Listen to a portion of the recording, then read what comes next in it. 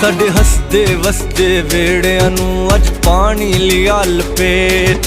ਆ ਵੇਖ ਲੈ ਹਾਲ ਨੀ ਮਾਨਣੇ ਅੱਜ ਆ ਕੇ ਦੁੱਖ ਸਮੇਟ। ਇਹ ਪਾਣੀ ਛੱਲਾ ਮਾਰਦਾ ਸਾਡੇ ਡੁੱਬ ਗਏ ਸਾਰੇ ਖਾਬ।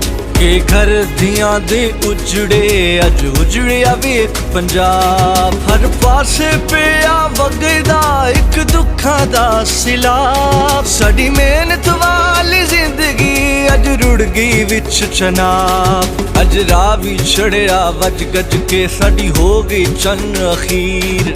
ਸਾਨੂੰ ਬਖਸ਼ ਦੇ ਸੋਹਣਿਆ ਮਾਲਕਾ ਅਸਾਂ ਪਾਣੀਆਂ ਦੇ ਅਸੀਰ। ਪਿਆ ਸਤਲੁਜ ਠਾਠਾ ਮਾਰਦਾ ਅੱਜ ਰੁਲ ਗਏ ਕਈ ਕਿਸਾਨ। ਅੱਜ ਦੇਸ਼ ਦੇ ਵਿੱਚ ਪਰਦੇਸ ਹੋਏ ਕਿਤਾ ਦੁੱਖਾਂ ਨੇ ਅਣਜਾਣ। ਸਾਡਾ ਹੱਕ ਆਪਣੇ ਦੇਸ਼ ਦੇ ਵਿੱਚ ਸਾਡਾ ਹੱਕ ਖਾ ਗਏ ਕੀ ਹੋਰ।